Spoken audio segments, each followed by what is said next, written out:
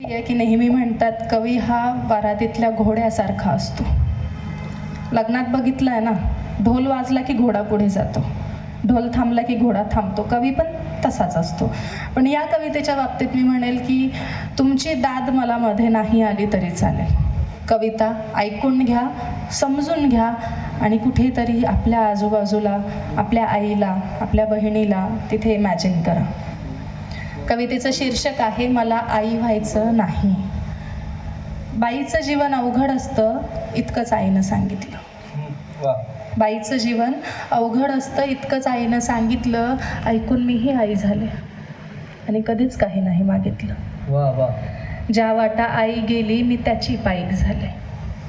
ज्या वाटा आई गेली मी त्याची पाईक झाले. धर्म, संस्कृती, इज्जत सारे माझ्या पत्री आले.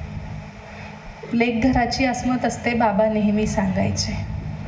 लेक घराची अस्मत असते बाबा नेहमी सांगायचे. मी मुक्याने मान डोलवी कधीच काही नाही मागायचे. टीव्हीवरती काय बघू, शाळेत घरात कसे वागू, मोठ्याने तू हसू नको, पुरुषासारखी बसू नको. खेळ खेळ भातुकलीचा, प्रेमाचा आणि आपुलकीचा, सावित्री आणि सीता हो त्यांच्यासारखं जगायचं. मी हसून हो म्हणाले, कधीच काही नाही मागायचं. माझी दुनिया माझे घर मी काय शोधायचे. माझी दुनिया माझे घर मी काय शोधायचे. कट्ट्यावरती हुल्लड घालता मुलं रोज बघायचे. मुजोर वारा कधी उरी झिम्मा घालत दाटायचा. मुजोर वारा कधी उरी झिम्मा घालत दाटायचा. रोम रोम तुटताना सूर्य कवटाळू वाटायचा. माझं मी पण मला बोचतं मी कधीच सांगितलं नाही. माझं मी पण मला बोचतं मी कधीच सांगितलं नाही. माझा जरा माझा पाऊस मी कधीच मागितलं नाही.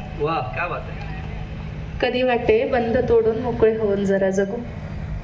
कधी वाटे बंद तोडून मोकळे होऊन जरा जगू. आई पण जरा राहू दे, बाबा होऊन का बघू. बाबा नसताना मी त्यांची पॅन्ट घालायची. आई फार हसायची आणि बाबा म्हणून बोलायचे. वेळ प्रसंगी पुरुषासारखी उभी असतेच ना बाई.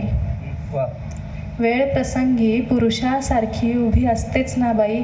मग शोधून का सापडत नाही बाबामध्ये माझी आई.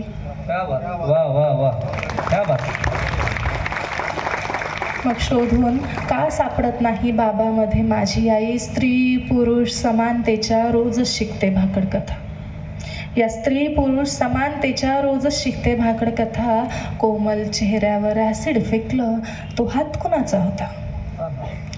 मी विश्वाची जननी आहे मला रोज कळते. मी विश्वाची जननी आहे मला रोज कळते. आणि मग स्टोच्या भडक्याने बाईच का जळते. तुमच्या पोथ्या तुमचे नियम तुमचे सारे चमत्कार. तुमच्या पोथ्या तुमचे नियम तुमचे सारे चमत्कार. भाषणांनाच होत येतो जेव्हा घडतात बलात्कार. वर्गामधला गुरु सुद्धा कोपऱ्यामध्ये नर होतो. वर्गामधला गुरु सुद्धा कोपऱ्यामध्ये नर होतो. गरज नसताना पाठीवरती शाबासकीची थाप देतो. संस्कृतीच्या नावाखाली माझे अंग अंग झाकतात.